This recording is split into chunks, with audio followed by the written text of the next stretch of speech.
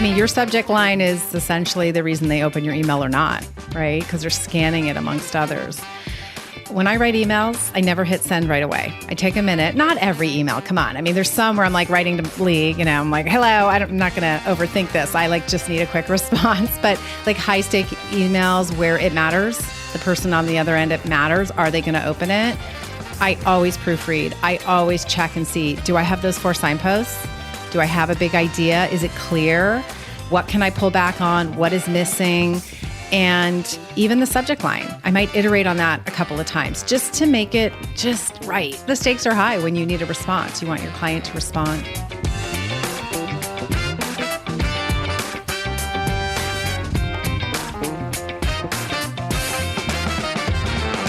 Hi, friends. Welcome to the Sales Enablement Podcast. I'm your host, Andy Paul. Today, my guests are Janine Kurnoff and Lee Lazarus. They are the co-founders of the Presentation Company and co-authors of a really cool book titled Everyday Business Storytelling: Create, Simplify, and Adapt a Visual Narrative for Any Audience. If that's not enough, they're also sisters. So I loved reading Janine and Lee's book. I mean, they really have simplified the process of creating and telling a great story. And it's such a beautiful, visually compelling book as well, which you'd expect given the subtitle of the book. So, no surprise, in today's conversation, we're going to talk about storytelling. Janine and Lee take us through some of the basics. They share their 4 signposts or basic elements of a story: setting, character, conflict, resolution. We dig into each of those. We also dive into the details of the story structure they have, what they call why, what, how story structure. And we also talk about why every single story needs a big idea. We're saying big idea all in caps because it means a big idea. And we also talk about big stumbling blocks that come with storytelling and sales, namely who creates the stories that sellers need to tell. We'll dive into that. So all this and much, much more. But before we get to Janine and Lee, I want to remind you to subscribe to this podcast wherever you listen to it. And if you could also leave us your feedback about how we're doing in the form of a review, well, we'd certainly appreciate that. So thank you. All right, let's jump into it. Janine and Lee, welcome to the show. Thanks for having us. Hi, Andy. Hi. So this is a first for us, for me, and this show is over 920 episodes. First sister act. Wow. Yeah. We're honored. We're honored. Well, you guys, the first test is, can you tell us apart with our voices? try me. I'll close my eyes. Our parents still can't figure it out, so we'll see. We'll see by the end. You have to close your eyes, not look at us. Yeah, that's right. Yeah, I mean, so how'd you guys manage to end up working together? Yeah, we were crazy enough, right? That's what you really wanted to say, right, Andy? We were crazy enough to start a business together 20 years ago. This is now back in 2001. Lee and I were both in the Bay Area in Silicon Valley, where we grew up, and really just saw a void in the marketplace. I was at Yahoo, I was in sales training, and then later as an on-camera webcast host, and Lee was in marketing with market research firms. And we kind of saw the Frankendex. We use that term with love. Right. These cobbled together presentations with no clear why, what, or how. And I think the light bulb went off. I think we had that entrepreneurial bug, and we realized, not a lot of salespeople in particular are getting support and training and awareness around how do you communicate a story and how do you do that ultimately visually in a way that is humanizing your product, your solution, and creates a two-way dialogue. So we kind of knew early on, we're onto something. And fast forward to today, we've been doing this for 20 years, and we get to support some pretty amazing brands along the way. So it's been quite a ride, right, Lee? Absolutely. Yeah, Lee, chime right in. No hesitation. It's. So we're going to talk about this because this is, as I mentioned before we started recording, this is a topic that's given a lot of ink in the sales world is storytelling, and I think it's one of the least used tools that sellers use. And I thought we'd focus today more on less about the visual presentations, but so many of the interactions that sellers have with their buyers, are just verbal. There's no presentation taking place, and they need to be able to relate stories in a very effective manner. And it just doesn't come up. So sort of want to get into that because and we'll want to run through the structure you guys create, which is very simple and a great way for people to remember how to do it. But then also talk about, okay, well, who's supposed to be creating these stories, right? Because this is the nub of things when it comes to sales. So before we do that, though, I just want to talk about what was the impetus to write your book. A very interesting book, a very visually entertaining book, I will say, to read, called Everyday Business Storytelling: Creates, Simplify, and Adapt a Visual Narrative for Any Audience. It seems like you guys probably took a long time to put that together because it is such a incredibly visual book and incredibly well designed. Thank you. I can answer that. I mean, I think the impetus was we saw a lot of talented people in their career that didn't seem like they could really move it forward because they weren't able to influence the conversation. They weren't able to align to their buyers' needs. And there was just a ton of audience confusion. And as a result of that, their executive presence or lack thereof went out the window. Right. And opportunities to move business forward didn't happen. And we said that we've got to bottle up what we've been doing for many years with, fortunately, a lot of our Fortune 500 and 100 clients and start to share it with everyday folks, right? Everyone, no matter if they're in a large enterprise company or they're in a small startup, how can they get their hands on these concepts and principles and apply them immediately? Yeah, I think that's one of the biggest problems, that, especially in the startup world, that they have is saying, well, how can I succinctly tell my story? I mean, even just from a brand perspective, right? What do I do? If someone is to ask, startup, what do you do, right? What do you sell? Yeah, in 40 plus years of working with startups, it's like they're usually very bad at answering that question. And it always sort of defaults to jargon and product speak and so on, and nothing that really speaks to the buyer. Yeah, when in the book, as you know, Everyday Business Storytelling, Andy, we introduce a very simple, repeatable, practical framework because we don't want a 10-step process. Salespeople don't need a 10-step process, right? That's when they opt out and they say, forget it. So it's a really simple framework, and it doesn't start with you, right? It starts with your audience. It starts with what's going on in their world. What do they care about? Who do they care about? What challenges are they facing?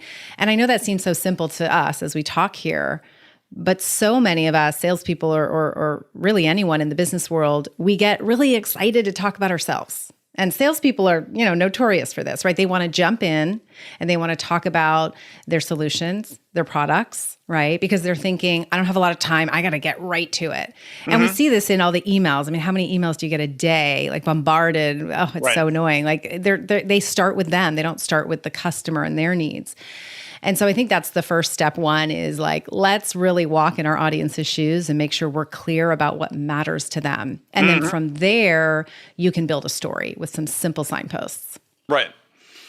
But you can actually lead with the story sometimes as well, though, right? I mean, this is... Absolutely. And I think that's a really good distinction because our book, which we call Everyday Business Storytelling, is for people in business, again, whether working for a large company or really on their own even. How do you use storytelling in your everyday? And I don't mean the TED Talks, because most of us aren't doing TED Talks every day. We're showing up to meetings and we're delivering, updates and campaign updates or whatever. It's just not the sexy stuff as always, right? It's not the high gloss. It's sometimes just the everyday, the email, the one pager, the 3 slides that your boss needs. And so we wrote this book for everyday people in business that whether they have to get up and have a conversation and lead a conversation, but use a narrative structure to organize their ideas and maybe even their data, and or it's full-fledged a presentation. So for us, telling a personal story or sharing a story verbally is a fantastic way to integrate storytelling into your everyday business, but it's not the only way. And I think that's really important for us because I think a lot of us think storytelling is get up and tell a story. Well, it is. And I think that's the thing that holds sellers back is they think, okay, God, I've got to memorize these stories, right? I've got to have this repertoire of stories that, for discovery, this is my discovery story. This is my quality. And it's like, yeah, that's why they don't get used because they think it's something they have to memorize. I think they also end up kind of parroting the talk track, right? Which is a very dangerous place to be. And we don't want, the same playbook over and over again. And so I think this is a tool to be able to take all that sales methodology training that they've been exposed to and start to really humanize it and choreograph it in a way that brings out those key insights into a narrative format that anyone can do. And even if you are given all those great assets from sales enablement, you're still able to ultimately flex it, right? Because we always say storytelling is not a one size fits all. And I think this is where we get into trouble as sales folks. And so what can we do to help them be able to flex that narrative depending on whatever scenario they face? And that could be a situation around, don't show up with any slides. You thought you had 30 minutes, you now have 5. Or you're walking into a room with diverse audience teams that have very competing, desired outcomes of your solution. Yeah, no, I think that the basic structure you laid out is one that, and we'll get into this because I think it actually reflects something that a lot of sellers do sort of reflexively in terms of the way they should be looking at interacting with the prospect, and don't. And I think part of it is to the point you just made, Lee, which was that, it's harder these days because increasingly sellers are being forced. And this is my opinion that not everyone in the world shares, but is that are being forced to comply with a certain method. This is the way we do it. These are the stories we use. These are the talk tracks we use that don't reflect the strength of the individual, right? Or the inclinations of the individual and how they might best relate to another person. And I think stories are a good way to demonstrate that individuality, to express your autonomy and express the best version of yourself in front of the prospect. Yeah. And I think at the same time, though, we really want to get to the root cause of the issue, right? So we don't want to be telling stories that are so fluffy and they're anecdotal and they're hard to tie back to the business problem we're all solving for.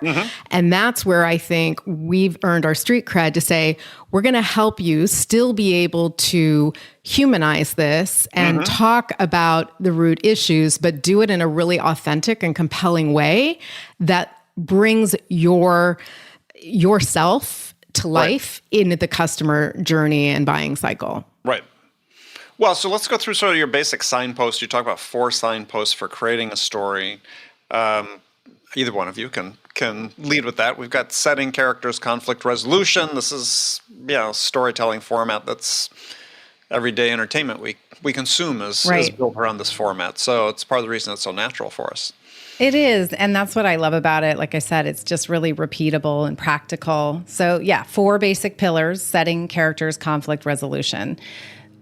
Do you know which signpost most salespeople start with, Andy? What do you think? Take a wild guess. Resolution, yes.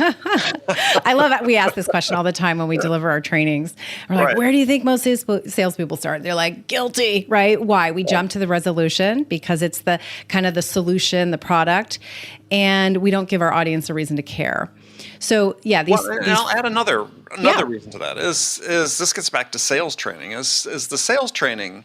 I think the difference between storytelling and sort of run-of-the-mill selling is the run-of-the-mill selling these days, not these days, but pretty much forever. The sales training has been based on, look, your job is to persuade somebody to buy your product. Thus, there's only really one solution possible. And so I'm going to use persuasion as a hammer to convince you that you need to buy this. So why not just skip to the resolution? Because there's only one resolution, that's it. Whereas instead, through storytelling, and my belief is my next book will be all about this, is we're really trying to influence the choices and trade-offs that the customers make. And persuasion is not the tool to use for that. And so storytelling becomes a good way to approach it.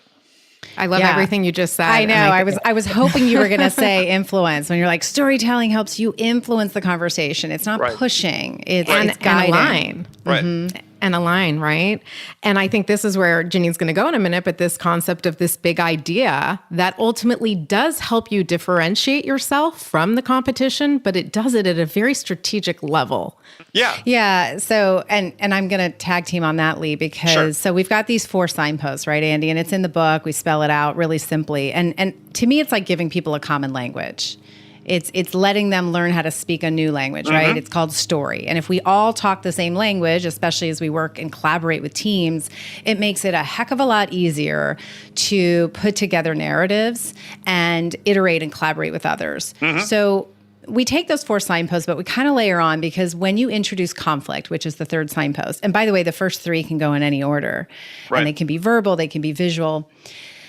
When you introduce conflict in any narrative, it creates tension in the room, right? The virtual room, the physical room, or the phone. Your audience, all of a sudden, your customer's like, okay, hold the phone. You've just disrupted what I know to be true. You've just killed my status quo, right? We say conflict is a status quo killer, but that's actually a healthy thing. It's a good thing. It's an essential ingredient in storytelling.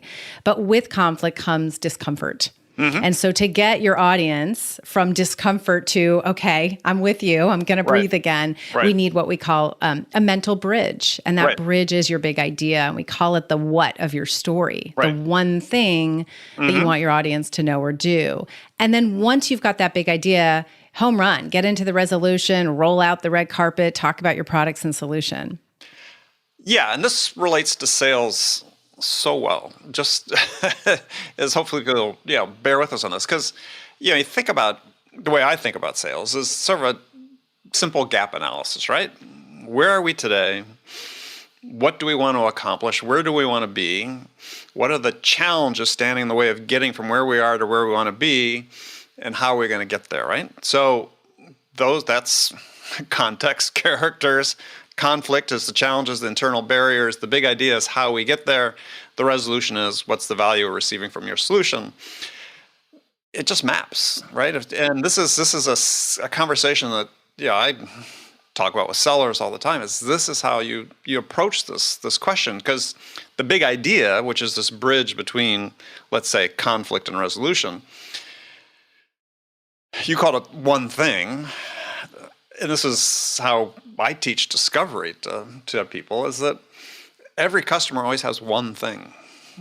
I say selling is about listening to understand what's the most important thing to the buyer and helping them get it. And the story becomes the story of how you help them get it, right?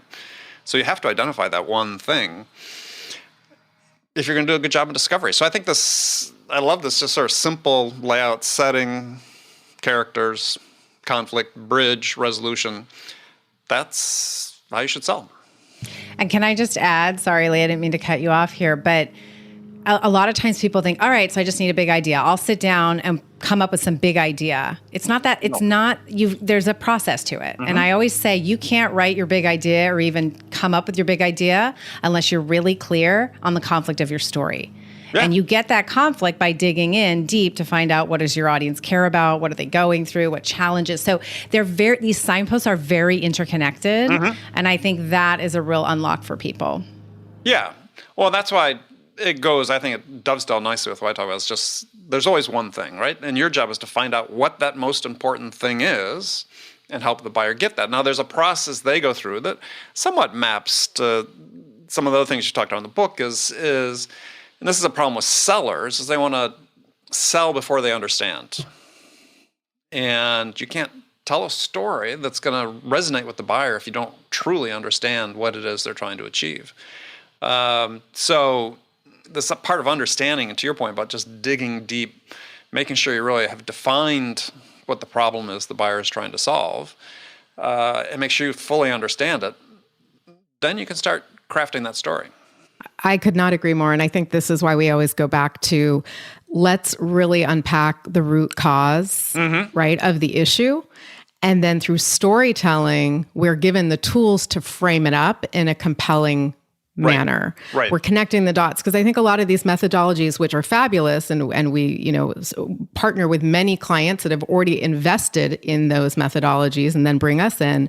We're coming in to help frame up the conversation, right? We're the communication part now, where really this becomes more of a seamless conversation that can be had with or without visuals, but we avoid the derailment, we avoid the getting off track and maybe some of the challenging questions, because we've thought through the process from point A all the way to point Z. Well, it brings up an interesting point, because it's one that I advocate for, which is that at heart, there's really just one story you need to be able to tell the buyer, and that's their story, right? And I get a lot of pushback from other people who've written books about stories when I say that, because they're like, oh no, we've got 7 different stories we're supposed to be able to tell, and it's like, well, really, the buyer only cares about themselves. So telling their story is the one I call the vision of success. They want to hear that vision of success story. Absolutely. And I think it takes a great salesperson to, again, step back, get in their audience's shoes, and stop thinking about the products, right, first, and start thinking about, again, what is this gap in knowledge that I need to solve for? What do I have to serve up? And what do I need to humanize, right? Because if we're going to come across like we're parroting things, that's not going to be as valuable to somebody as somebody that's really thought through this process. So again, that's where if you've taken the time and you've got the tools in your toolkit to be able to bring this to life, both verbally and visually, it's like this magic bullet that people can have in their back pocket. Well, let's talk about this and tell us what your clients are doing. As we sort of addressed this a little bit earlier. So who creates these stories? Right? In today's sales environment, basically everything's sort of handed to the sellers. Right? They've got talk tracks, they've got scripted questions to ask, got all this content they can provide, which, they provide without context. So I believe most of it has limited value. Who's responsible for creating stories? I mean, I think what we're seeing is, yes, the templates, the collateral, maybe some of the scripted emails, are not necessarily, starting with the sales folks, right? They're handed that information, but based on the executive leadership teams that we're partnering with, they want still these sales folks to own the conversations, right? Sure. And in order to do that, they need to understand these fundamentals of storytelling, and they need to start taking the time to have those even internal planning discussions. I think that everyone works in silos so much that it's become a bit of a deficit to us.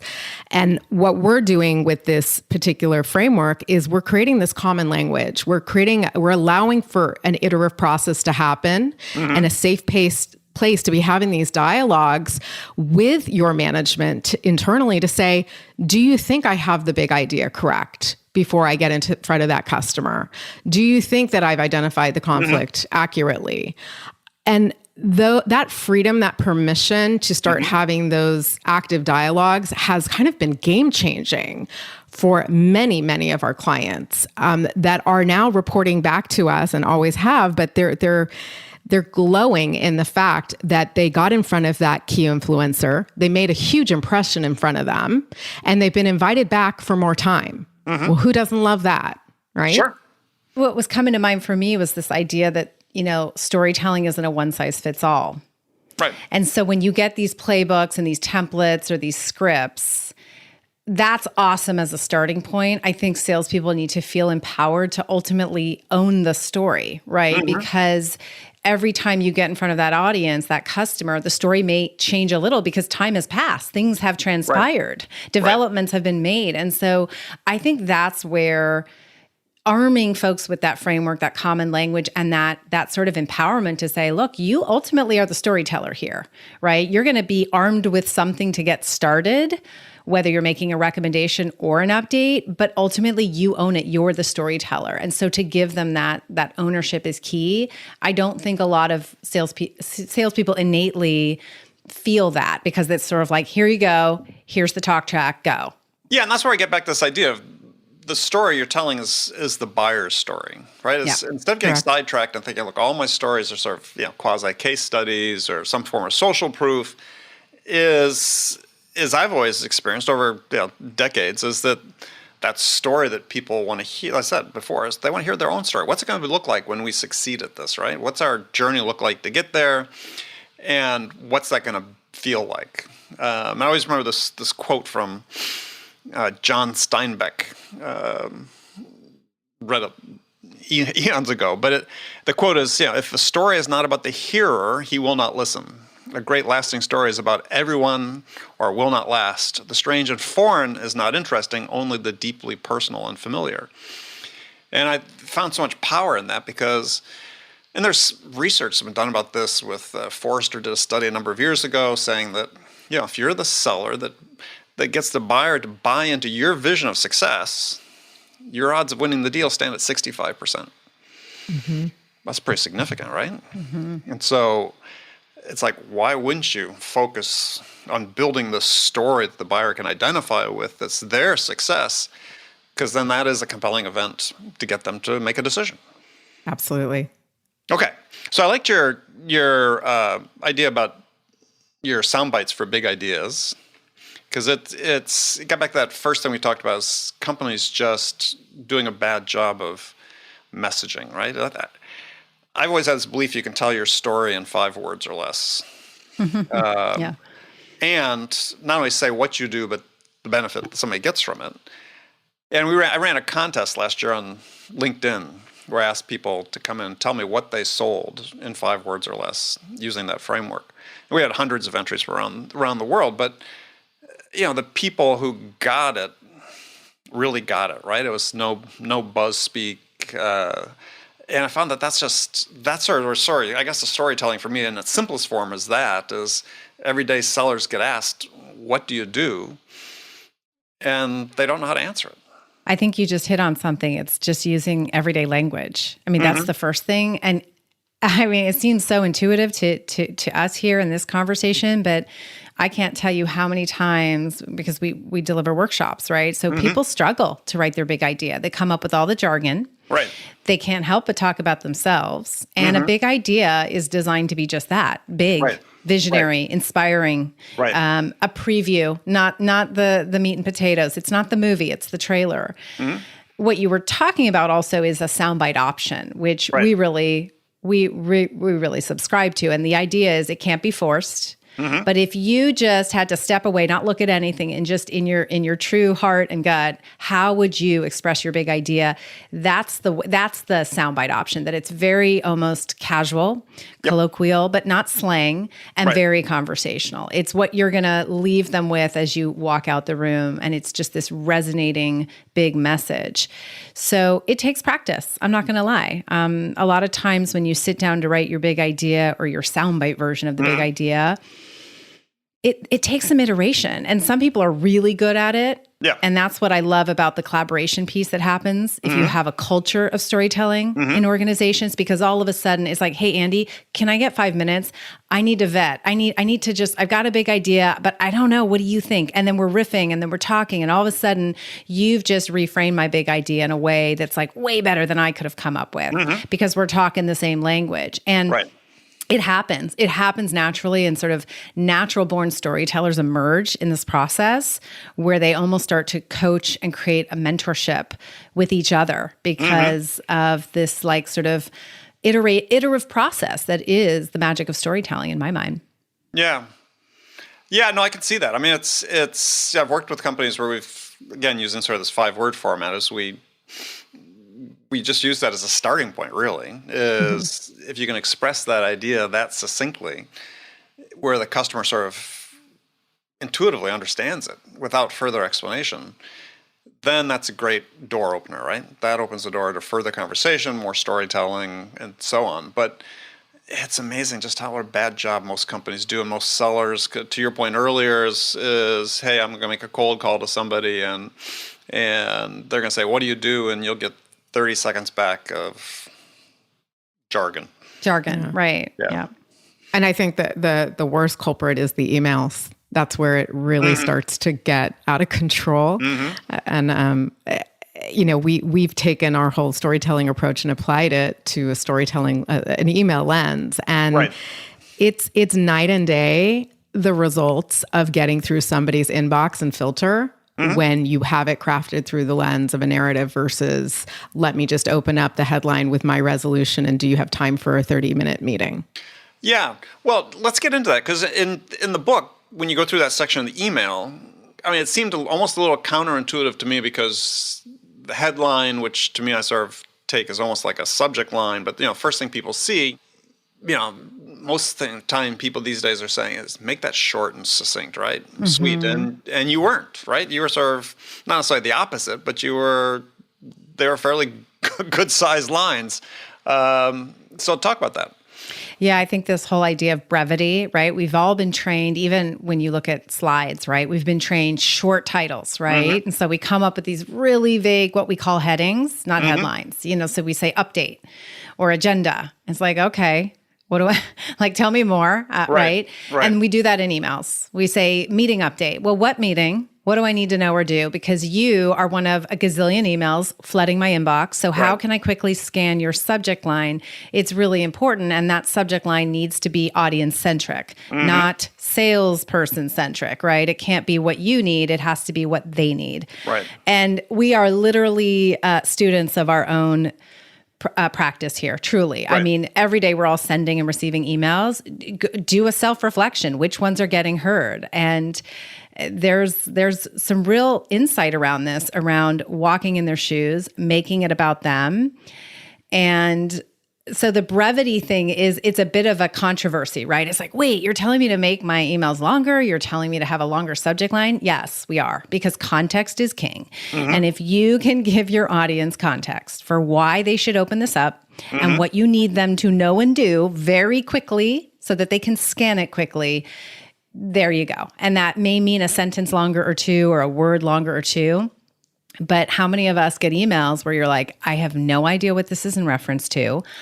This is not top of mind for me. I don't remember the meeting because it's not on my radar. But now you need something from me. And you're not being clear about what you need and when you need it and why I need to stop everything to give you XYZ. Like, it seems so simple as we talk about it, but people wonder, God, I didn't get a response. So they hit you up again with another horrible email. And we got to stop the madness, right? Like, start with a why, have a clear why, what, get to the how latest in your email. Right. Well, I mean, when you were giving examples in the book, I mean, you're talking about even moving the big idea up. Yep. In the subject line. Yeah. Is that, make sure that people see this sooner. I mean, you may not even get through the why and the what, the how may be there first. I mean, your subject line is essentially the reason they open your email or not, right? Because they're scanning it amongst others. Yeah, I mean, I can't tell you, when I write emails, I never hit send right away. I take a minute. Not every email, come on. I mean, there's some where I'm like writing to Lee, I'm like, hello, I'm not going to overthink this. I just need a quick response. But like high stake emails where it matters, the person on the other end, it matters. Are they going to open it? I always proofread. I always check and see, do I have those 4 signposts? Do I have a big idea? Is it clear? Is there too much, what can I pull back on? What is missing? And even the subject line, I might iterate on that a couple of times just to make it just right. The stakes are high when you need a response. You want your client to respond. Right. So, I mean, you talk about, these 4 signposts, settings, characters, conflict. So what you're saying is, even in an email, you're going to make sure you bring these out, right? So give us an example what that might look like. I know you've got a number in the book, but yeah. So, I mean, I think the first thing, Andy, is that we're not talking about telling a story in an email, like get up and, record yourself, right? So that's why storytelling does show up in a variety of ways. And sometimes it shows up in a format where there are no people talking. It's text. It's a very text environment. Big ideas in the subject line. The first sentence has got to hit on the setting and the characters. When we talk about characters in an email, we're not talking about, meet Joe or Alex or Maria, right? That might feel really awkward, really forced. The recipient's going to be like, weirdo, I'm going to throw this one out, right? So when we talk about setting and characters, the characters of that story, are essentially unnamed, right? It's your team, your customers, who you care about. So they're sort of in reference and context. But I need to know in the first sentence or two, like the context, so that I'm like nodding my head going, okay, got it. Yep. Then we move into conflict. Like, why should I care? So what is it about this email that I need to take action? And then we're big believers in hit them with that big idea again. They read your subject line. I would have a variation of that big idea in bold or highlighted, so that again, what's the one thing? Because I'm not going to remember everything. What do you need from me? And then the resolution is what most of us are used to writing in emails. It's the bullet points. It's the detail. Like, I need you to do this and open this file and save it here. And I need your feedback by this date. Like, that's the meat, bulkier part of that email. And then you're out. And so, Right. In the book, we're big fans of before and afters because I think people need to see examples, not just hear. And so, I would encourage everyone to check out our book, Everyday Business Storytelling. There's a whole chapter on email where you can see a bad email transformed into an email that actually is going to get heard. Right. What I think, too, in the resolution, is you have to be very certain that there's something in there for... Yeah, it could be the big idea. It could be something in the resolution. The big idea leads to a certain value takeaway. But big proponent that you have to think about the fact that anytime you're consuming some of the buyer's time, whether it's an email, a phone call, whatever, is they have to get an ROI on that time. Mm-hmm. So that ROI is in the form of, as a result of having invested time in you, I'm now, some measure closer to making a decision than I was before. And that's then a good use of my time. And if there's too many bad uses of my time, you stop getting the time. And this is the thing I think sellers have a hard time connecting with, is that all these little things matter. We talk about formatting these emails and sort of a story structure as you laid out. Well, if it helps the buyer get something value out of that, then pay attention to it. Right. And that goes back constantly to how are we aligning to the buyer's needs and care-abouts, right? How are we framing them up beyond all the technical talk or methodologies, and how are we starting to boil it down to what do you need me to know and what do you need me to do with this information in a way that is natural and unpacking truly the pain points that you've identified can resolve their troubles, in a very authentic way and non-forced way. I think the other thing that we're seeing come up a lot is how this approach that we're introducing again can transcribe to other formats. Video, right, has become such a big trend right now, and you see sellers sometimes inserting little videos of introductions. Video messaging, absolutely. Right. And if they were layering on this setting, character, conflict, big idea, and resolution, do you know how much more powerful those little 30-second videos would be versus... About it, yeah. Right? Yeah. So I think what we just keep coming back to is so much has evolved, especially over the last year and a half with digital selling, virtual selling, and the way we show up and the presence we have. If it's grounded with some of these principles that were introduced in the book, I think people have a real fighting chance to make an impact, right? Even if they're not the most seasoned salespeople on the block.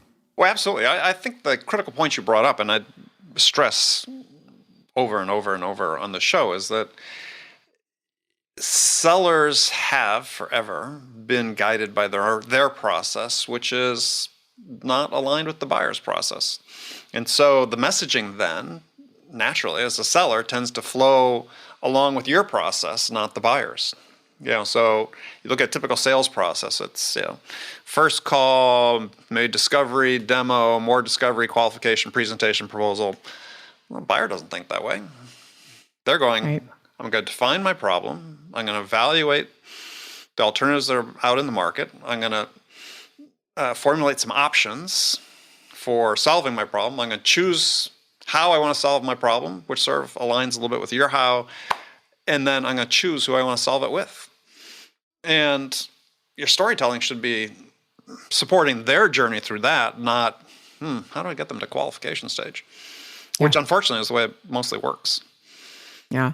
And I think that's why a lot of these folks that, again, have invested in these methodologies are starting to really value kind of this 1-2 punch of let's take the methodology, but let's package it up with some storytelling fundamentals and even some visualization concepts, right? Because if I'm going to weave data into my story, then number one, where does that data live? Right. And then how do I unpack that data in a way that it's digestible and consumable and isn't just fire hosing my audience because I am on a mission to get all these facts out in the first 3 minutes to make an impression of why, again, my solution is more valuable. Right. So if we look back at, again, the approach that we introduce in the book, this is about, yes, understand where the insights live and let's choreograph them in the right stages of telling a narrative, but let's also find out where that data, that supporting evidence goes and those insights so that we don't just overwhelm our audience too quickly. Yeah, I mean, Yes. As salespeople, we all suffer from from overtelling, oversharing, and it's an urge we have to fight against. But absolutely, I mean, if you have this context of a story structure to follow, then hopefully that would mitigate that to some degree.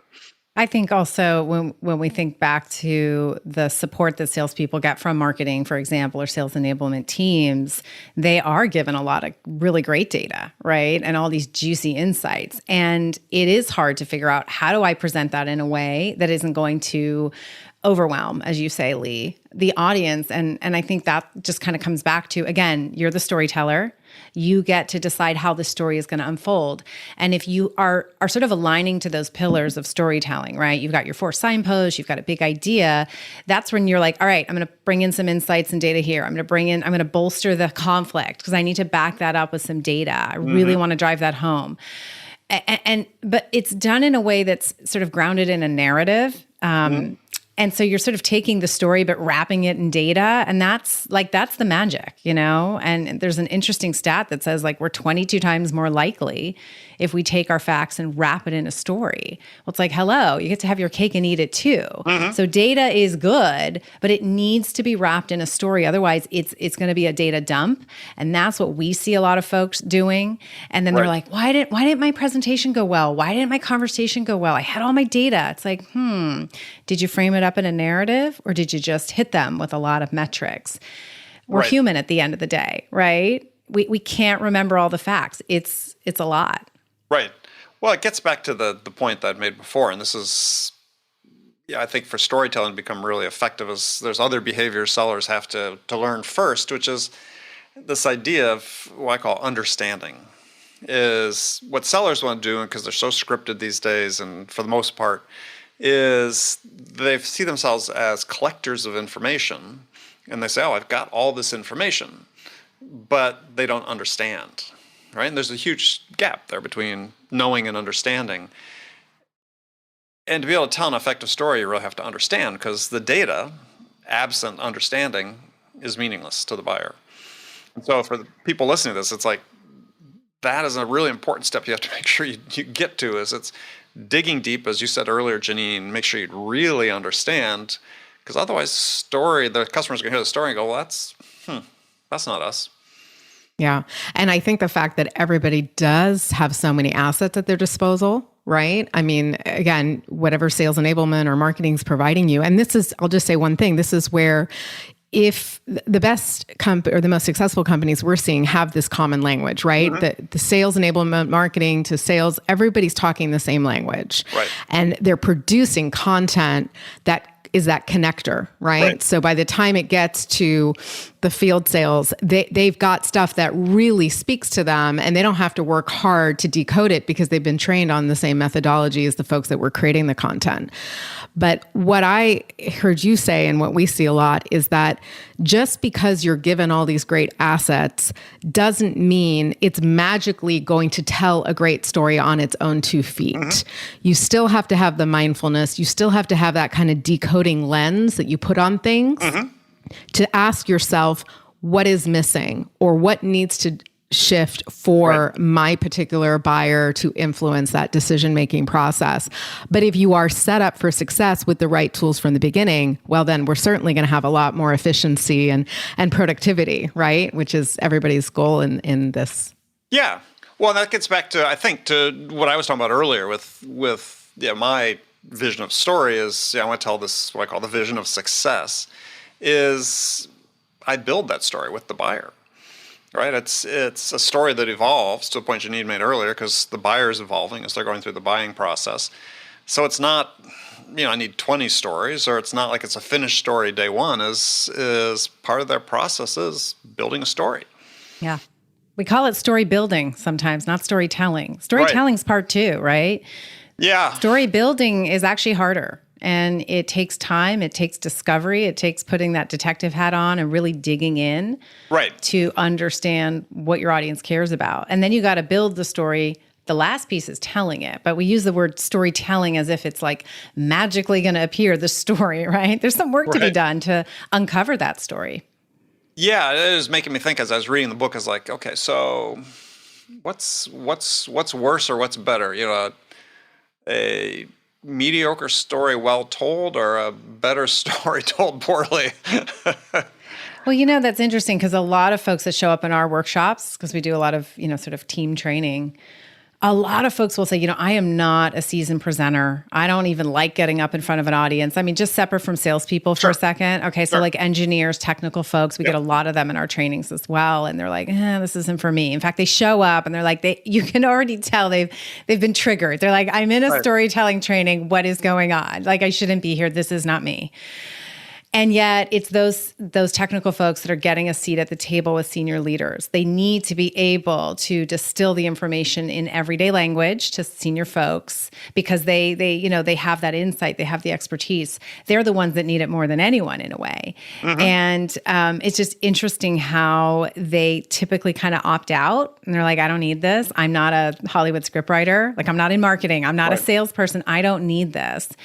And we see the transformation happen where you get like a very shy or insecure speaker, presenter, but they apply the framework, they work on their headlines, and those headlines, which are really tied to your signposts, all of a sudden they're sort of creating this narrative flow that they worked hard on offline. Not in front of their customer, not in front of their audience, but offline, and saying, if I just had to tell this story right now with no slides, would I have flow? Am I passing the baton from my setting to my characters to my conflict, big idea and resolution? If I can say yes to that, all of a sudden it's like the light bulb goes off, and these folks that maybe were not maybe as confident speakers, presenters, they all of a sudden shine because the narrative now becomes in the spotlight, not them as the speaker, right? And I think that's really exciting to see that behavior change. Well, I think what goes along with that is understanding the mission behind the story, right? So. Yeah, I've sort of made a career out of converting engineers into sellers. And they said, well, I can't sell. And I said, oh, it's good because that's not the job. The job is to solve problems. Oh, well, I can do that. That's what I do. Yeah. Perfect. So now if we tell stories in the context of solving problems, it becomes easier for them. Absolutely. And it just creates more authenticity, right? And ultimately, people want to do business with people they care about and like, right?